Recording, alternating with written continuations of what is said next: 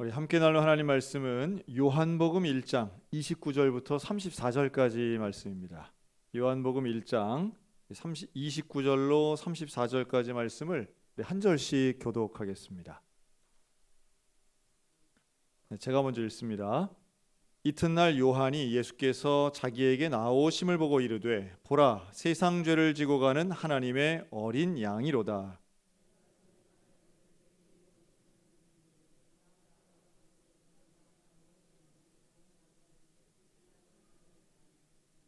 나도 그를 알지 못하였으나 내가 와서 물로 세례를 베푸는 것은 그를 이스라엘에 나타내려 함이라 하니라.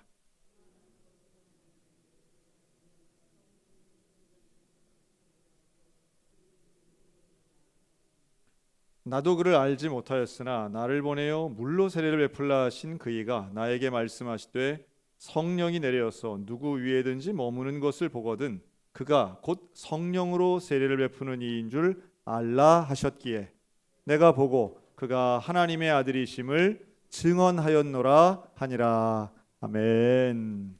사실은 요한복음은 신약성경 4복음서 중에 상당히 특별한 위치를 점합니다. 마태, 마가, 누가복음은 우리가 공관복음이라고 하죠. 그래서 대부분의 사건의 순서나 내용이 거의 동일합니다. 공관이라고 하는 건 같은 시각을 가지고 썼다는 거예요. 입장이 같다는 거죠. 반면 요한복음은 사복음서 안에 들어가 있긴 하지만 그래서 복음을 가장 중요하게 여기기는 하지만 이 공관복음서와는 조금 다른 내용들 또 다른 시각들이 존재하는 게 사실이에요. 그래서 어떤 사건의 순서라든가 혹은 그 사건 속에서 말하고 있는 인물들이 조금 다르게 보이는 또 혹은 더 있기도 하고 덜 있기도 한 이런 내용이 이제 요한복음입니다. 가장 마지막에 쓰였다고 알려져 있고요. 그런데 우리에게는 복음에 대해서 참 잘 설명하고 있는 게 우리 요한복음이기 때문에 요한복음은 그 내용 자체가 우리에겐 중요하기도 하고 우리가 아주 풍성하게 잘 알고 있는 내용들이기도 하죠. 이제 오늘은 이 요한복음 1장에서 다른 내용이 아니라 세례 요한에게 이렇게 포커스를 맞춰서 한번 말씀을 드리려고 합니다. 세례 요한은 아주 특별한 인물이에요. 예수님을 예비하는 가장 위대한 그리고 이 땅에서 세례 요한보다 더 큰 사람이 없다고 하는 칭찬을 들은 사람이기도 하죠. 먼저 세례 요한과 예수님은 6개월 차이가 나죠. 세례 요한이 6개월 먼저 태어나는데요. 이 둘은 친족이라고 말합니다. 다만 어떤 친족인가에 대해서는 성경이 명확하게 말하지 않기 때문에 우리는 대개 이종 관계라고 보여지죠. 왜 이종이냐 하면 이들은 먼저 세례 요한은 레위 지파 사람이에요. 아버지가 제사장 계열의 레위 지파 사람이고 예수님은 유다 지파 사람입니다. 지파가 다르기 때문에 부계 쪽으로는 친족이 될 수 없어요. 그러니 모계 쪽으로 이들의 친족을 추정할 뿐입니다.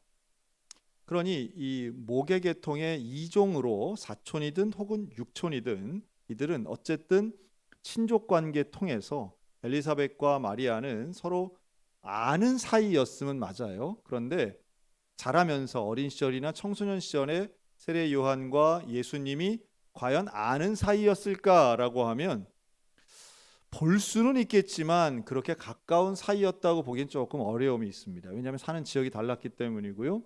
또 세례 요한 스스로가 말하는 것처럼 내가 잘 알지 못하는 사람이라고 예수님을 지칭하거든요. 완전 남은 아니지만 그렇다고 해서 친밀하거나 가까이 지낸 사람이라고 보기는 조금 어렵습니다.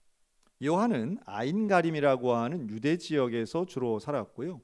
그리고 나중에 커서는 광야에 나가서 하나님의 복음을 전파하는 백성들에게 회개를 촉구했던 사람이죠. 그가 속했던 그 경건주의 지파는 아주 특별해서 이 소유를 인정하지 않고 그러니까 약대 털옷 입고 이 그냥 광야에 있는 음식들을 식물들을 먹어가면서 말 그대로 가장 거칠고 가장 가난하게 그리고 사회나 권위 체계와는 동떨어지게 생활했던 사람이 이 세례 요한입니다. 반면 예수님은 그렇지 않죠. 광야에서 금식은 하시긴 했지만 사람들과 동떨어져서 홀로 사신 자연인 같은 분이 아닌 거예요.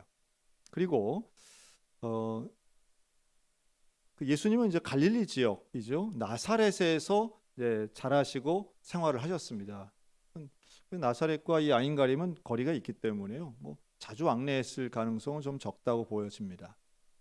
그리고 이 세례 요한은 예수님에 대해서 증언하죠. 구약에서 말한 그이가 바로 이 사람이다. 그리고 예수님에 대해 자기가 신발끈도 나는 감당할 수 없다. 예수님은 나랑 비교가 안 되는 사람이야 라고 말하지만 하지만 그 말을 하던 당시에는 사람들에게는 세례 요한이 훨씬 인지도가 있고 인정받는 사람이었습니다.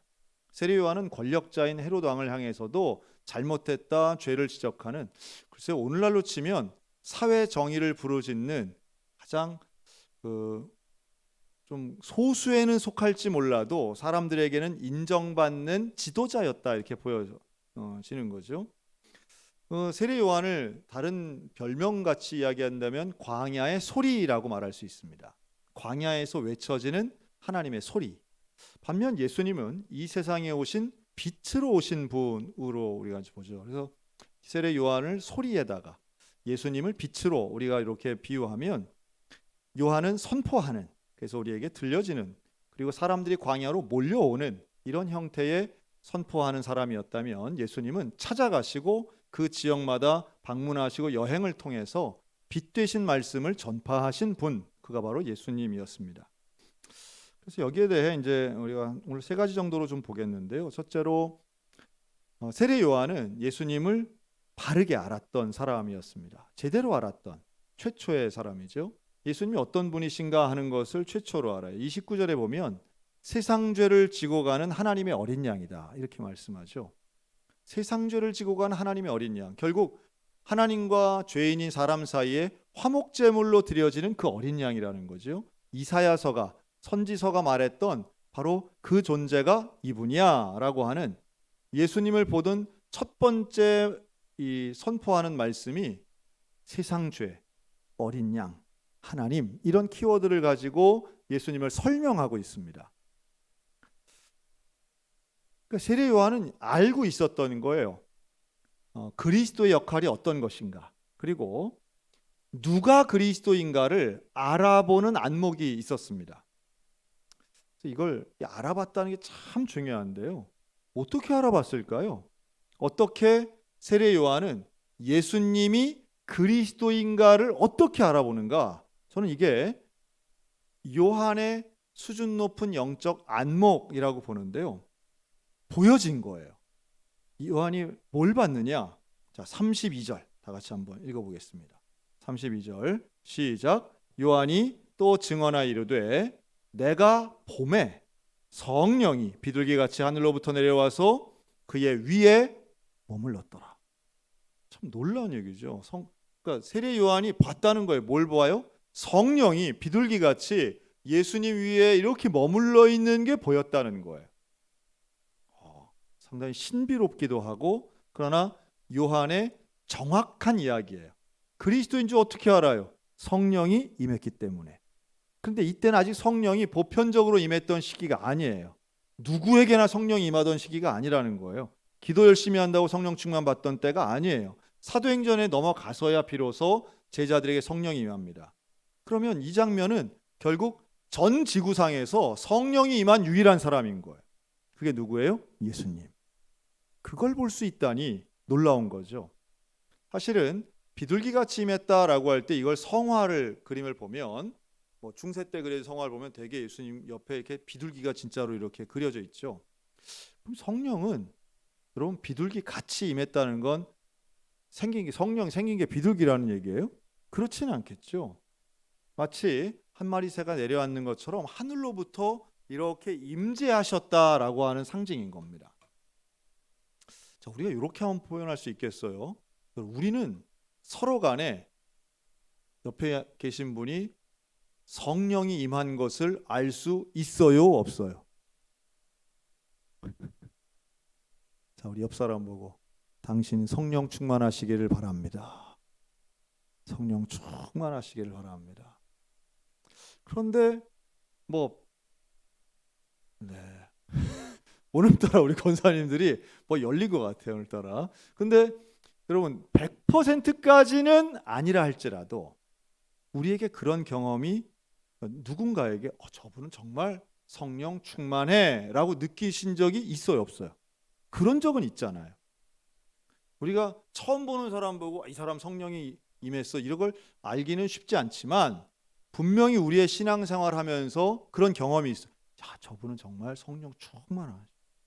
저분은 정말 하나님과 함께 하시네 라고 느끼는 적이 있단 말이죠.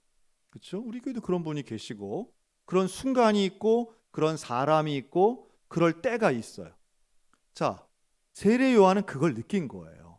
예수님을 보는 순간 저분과 함께 성령님 하나님이 함께 하시는구나. 하나님이 요한복음이기 때문에 성령이라고 표현을 할 뿐이지 하나님이 함께 하시는 거예요. 하나님의 임재가 눈으로 보일 정도로 느껴지는 거예요. 그러면서 알아보는 거죠. 자, 33절 또 비슷하게 이렇게 얘기해요. 나도 그를 알지 못하였으나 나를 보내어 물로 세례를 베풀라 하신 그이가. 여러분, 누가 물 세례를 명령하세요? 하나님이 명령하시는 거죠. 하나님이 명령하신 그 하나님께서 뭐라고 했냐면 나에게 말씀하시되 성령이 내려서 누구 위에든지 머무는 것을 보거든 그가 곧 성령으로 세례를 베푸는 이인 줄을 알라 라고 말씀하셨다는 거예요.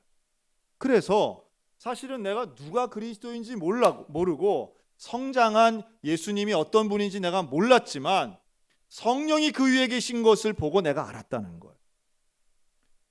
이러니 세례 요한이 대단한 사람인 건 맞아요. 영성이 있는 거죠. 보았을 때 아는 거예요. 기도하면서 그의 영성이 하나님의 성령의 임재를 느낄 수 있고 볼 수 있고 분별할 수 있는 영적인 능력이 있었다라고 봐야 됩니다. 오늘 우리들에게 좀 이런 영적인 은혜와 은사 또 이것을 기도할 때는 나에게도 이렇게 성령이 임재하셔서 영성 있는 사람이 나를 알아볼 수 있는 뭐 이런 것도 우리에게 소원이 될 수 있겠죠. 근데 이것을 하나님이 말씀하셨다는 거예요. 세례 요한에게 말씀하셨기 때문에 요한은 이미 준비하고 기다리고 있었던 거예요. 성령을 보겠구나.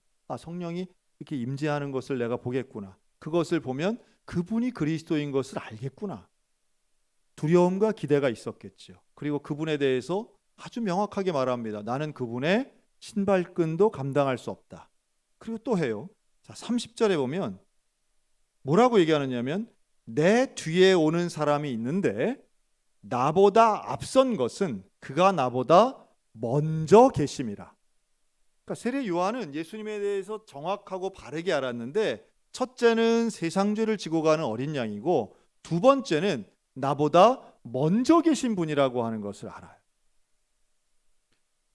6개월 동생이에요, 예수님이. 그러니까 나이를 가지고 이야기한다면 세례 요한보다 당연히 늦게 태어나셨죠. 그리고 사역적인 면에서도 요한과 비교할 수 없는, 요한은 이미 많은 제자가 있었고 공적인 사역을 시작한 지 오래된 사람이 세례 요한이에요. 그보다 후배예요, 어떤 면에선. 그런데 요한은 그런 나이나 경력과 상관없이 나보다 훨씬 먼저 계신 분이라고 하는 예수님 이해가 있었어요. 그리스도에 대한 이해죠. 자, 이걸 가지고 세례 요한은 제자들은 오해하죠. 제자들은 역시 그래도 세례 요한을 따라가려고 하는데 아니야. 너희들은 날 따라올 필요가 없어. 예수님 따라가야 돼. 이걸 명확하게 하는 거예요. 저분이 나보다 먼저 계신 분이야. 그리고 33절 이분은 어떤 분이냐 하면 성령으로 세례를 베푸시는 분이야. 나는 물로 세례를 베풀지만 이분은 성령으로 세례를 베푸시는 분. 물이 높아요? 성령이 높아요? 비교할 수 없는 거죠. 성령의 세례라는 건 들어본 적도 없는 거예요. 그런데 이 성령의 세례를 베푸시는 진짜 그리스도가 내 뒤에 내 앞에 먼저 오신 분이야. 그러니 이 세례 요한만큼은 예수님에 대해 가장 정확하고 바르게 증언하고 이해하고 예수님을 인정합니다. 그래서 물 세례를 베풀 때에 내가 예수님에게 세례 받아야지 어떻게 예수님 나에게 세례 받습니까? 이런 말까지 하는 거예요. 그러니까 세례 요한과 예수님 간의 그 특별한 관계에 대해 우리가 잘 보면 볼수록 요한이 참 대단하다 하는 생각을 할 수밖에 없어요. 여러분 오늘도 우리는 이 시대에 혼탁하고 가치가 혼란스러운 이 시대에 예수님을 알아보는 영성이 있어야 될 줄로 믿습니다. 예수님을 알아보는 영성, 즉 예수님의 뜻이 무엇인가를 아는 거죠. 또 예수님이 어디로 어떤 방향으로 살아갈 것인가에 대해서 이 시대에 우리는 이 시대에 예수님 계셨다면 어떻게 사셨을까? 어떻게 행하셨을까? 이런 거 우리가 고민해 봐야 된다고 봅니다. 그리고 이 예수님에 대해서 증언하고 성령을 보고 알아본 세례 요한은 그리스도에 대해서 어떻게 해요? 자, 우리 34절, 마지막 절이에요. 같이 읽습니다. 34절 시작. 내가 보고 그가 하나님의 아들이심을 증언합니다. 즉 예수님을 전파하는 거죠. 예수이심을 알아보고 예수이심을 고백하고 증언하며 전파하는 거예요. 그러니까 우리가 증인된 삶은 바로 이 작업인 거죠. 우리가 예수를 경험해야 됩니다. 예수님을 알아봐야 돼요. 그리고 예수님을 성령이 임하는 것처럼 우리가 경험하고 그 경험된 예수님을 나아가서 증언하는 겁니다. 이게 전도죠. 오늘도 우리 권사님들 나가서 오늘도 전도하고 전도특공대 열심히 했는데 전도할 때 마찬가지죠. 우리가 전하는 것은 오직 복음과 예수 그리스도입니다. 그렇게 증거하고 전파할 때에 사실은 우리 마음속에 더 큰 확신이 생겨요. 아, 예수님이 정말 나와 함께 하시는구나. 예수님이 나를 사랑하시는구나. 예수님을 증거하고 전파할 때에 그때야 비로소 예수님이 누구인가를 더 명확히 아는 겁니다. 그래서 세례 요한이 증거하죠. 그 다음 날 증거하는 건 36절이에요. 보라 하나님의 어린 양이로다. 예수님 보면서 아주 큰 소리로 얘기합니다. 보라 하나님의 어린 양이시다. 두 제자가 보고 예수를 따르게 되죠. 그리고 예수님을 따르는 첫 번째 제자가 됩니다.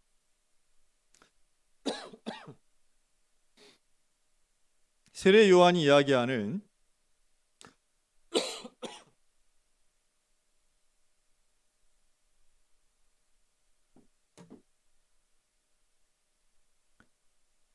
저도 제 목소리가 아닌가 보네요. 오늘 뭐가 좀 날라 들어왔습니다. 세례 요한이 이야기하는 예수님에 대한 증언은 결국 사람에 대한 인계가 연결돼요. 그러니까 나의 제자가 많은 것 예수님에게 다 빼앗기는 게 아니라 나도 예수님의 제자고 나와 함께하는 사람도 다 예수님 따라가야 된다는 말씀이죠. 자, 이런 걸 보면요, 요한은 예수님에 대해서 뭐 부럽거나 질투하거나 경쟁심 이런 게 전혀 없어요. 오히려 예수님을 어떻게든 세우고 바치고 도우려고 하는 최선의 의지가 세례 요한을 통해 보여집니다. 요한에게는 오직 하나, 내게 주신 하나님의 음성을 통한 사명이 있을 뿐이에요. 오늘 좀 우리들에게도 이런 게 좀 필요하지 않나 생각이 들어요. 즉 하나님이 원하시는 것은 여러분 교회 간에 협력하는 걸 원하실까요? 교회 간에 싸우는 걸 원하실까요? 당연히 교회가 협력하는 걸 원하시겠죠. 교회 안에서도 마찬가지예요. 누가 누구를 뭐 비교하고 뭐 어떻게 잘못되고 이런 거 당연히 원치 않으시겠죠. 지난 주일날 우리 교회 아주 그냥 와글와글 한번 했습니다. 왜냐하면 전도회 조정안이 발표되자 남전도회 여전도회가 지금 큰일 난리가 났습니다. 어떻게 난리가 났냐 하면 좋아서 그렇죠. 진작에 조정했어야지. 조정 참 감사합니다. 참 고맙습니다 하면서 아주 우리 전도회 다른 거는 다 고쳐도 되는데 우리 전도회는 고치면 안 됩니다. 이런 분이 한 명도 없이 지금 다들 이렇게 이제 개선되고 나아져 참 고맙습니다 하면서 막 환호성을 저질렀다고 제가 그냥 들은 것 같아요. 여러분 전도회가 조정된다고 해서 그게 무슨 불일을 하거나 혹은 우리 전도회는 절대로 바꾸면 안 되고 여러분 이런 것은 조금 좀 큰 눈으로 볼 필요가 있어요. 구역을 조정하는 것도 전도회를 조정하는 것도 사실은 필요한 부분이 있으니까 조정을 하는 거죠. 큰 틀은 대부분 보면 큰 원칙은 다 찬성하세요. 그런데 뭐에서 어려운가 하면 바로 내가 속한 전도회를 어떻게 하느냐 여기에 대해서는 민감할 수밖에 없겠죠. 제가 오늘도 아침에 새벽 예배 마치고 우리 춘천시 기독교연합회 그 회의가 있어서 잠깐 갔다 왔거든요. 제가 이제 하여튼 올해는 제가 우리 지방회를 대표하고 있으니까요. 갔는데 뭐 다른 거 아니에요. 이 성탄 트리 점등식을 합니다. 이제 2주 후면 춘천역 앞에서. 여러분 이런 거 할 때는 설교를 누가 하고 뭐 사회를 누가 보고 뭐 축사를 누가 하고 이런 거 가지고 서로 간에 내가 해야 돼요, 당신은 가만히 있어 이래야 됩니까? 아니면 서로 아유 원하시는 대로 하세요 해야 될까요? 그래서 이제 장로교 목사님, 저는 성결교니까 또 침례교 목사님, 감리교 목사님 모여서 하는데 다 서로 아유 목사님 뜻대로 하세요. 정말로 그러시더라고요. 정말로. 이건 제가 과장된 게 아니고 절 보고 하도 많이 하라고 해서 저는 안 한다고, 안 괜찮다고, 안 한다고. 그래서 목사님들이 참 분위기가 정말 화기애애하게 그렇게 하시는 걸 보면서 하여튼 뭐 이번에 같이 동부교회, 동부장로교회 우리 김한호 목사님하고 같이 회의하면서 목사님 설교하시고 하회는 제가 보기로 하고 뭐 이렇게 나눠가면서 하니까 얼마나 감사한지 몰라요. 지금 그 강원도 3개 지방이 우리 성결교회는 강원도에 지방회가 3개가 있거든요. 이 3개 지방이 함께 연합수련회를 하려고 지금 뭐 봄부터 사실 준비해서 지금 진행 중에 있는데요. 7차 회의를 했어요. 지난 월요일 날 7번째 회의. 지금 뭐 강사하고 뭐 이런 게 사실은 걱정을 많이 했거든요. 왜냐하면 다들 입장이 다르고 뭐 한데 이게 과연 잘 될까? 우리 강원도의 3개 지방회가 처음으로 함께 하는 거예요. 이렇게 하는 행사가 처음이에요. 그런데 지금까지 얼마나 더 친해지고 있어요. 회의를 할수록 친해지더라고요. 우리 목사님들이. 참 감사하죠. 그래서 이번 주 성결신문에 처음으로 전면 광고가 나옵니다. 이번 겨울에 전국에서 성결교회 청소년 캠프가 전국에 총 8개를 해요. 경상도, 전라도, 충청도, 서울, 인천, 경기 지역이 다 각각 해요. 그리고 선교사 자녀들 또 따로 하거든요. 그래서 하는데 강원도가 가장 먼저 광고를 합니다. 왜냐하면 우리는 다 준비가 됐으니까. 다른 데는 제가 볼 때 한 2개는 깨질 것 같아요. 그러다가 개막하다. 근데 우리 하는데 보시면 하여튼 광고를 이번 성결신문 나온 걸 한번 싹 보시면 요렇게도 광고하는구나 하고 이제 아실 거예요. 그래서 여기에서 제가 이제 우리끼리니까 말씀을 드리면 거기에서 회장 이름은 다 뺐어요.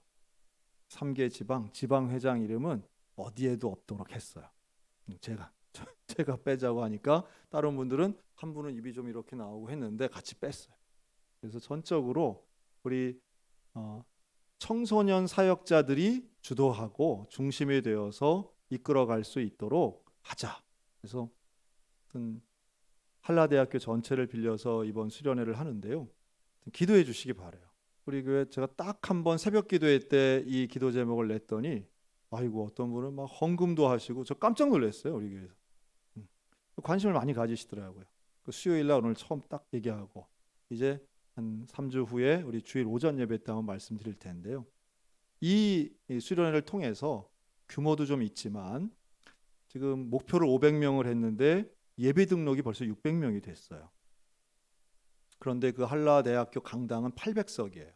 그걸 다 채우기를 지금 원하면서 우리 목사님들이랑 같이 가고 있습니다.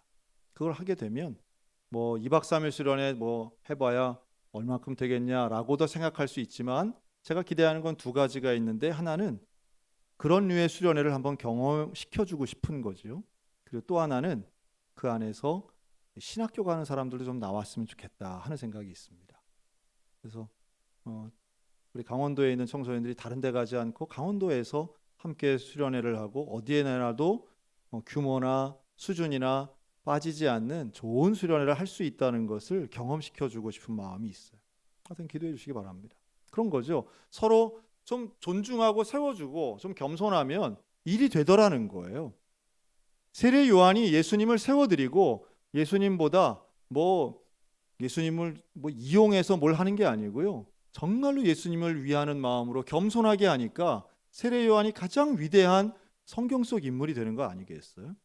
여러분 교회가 어느 교회가 되는 교회입니까? 세례 요한 같은 사람이 많은 교회가 되는 교회예요.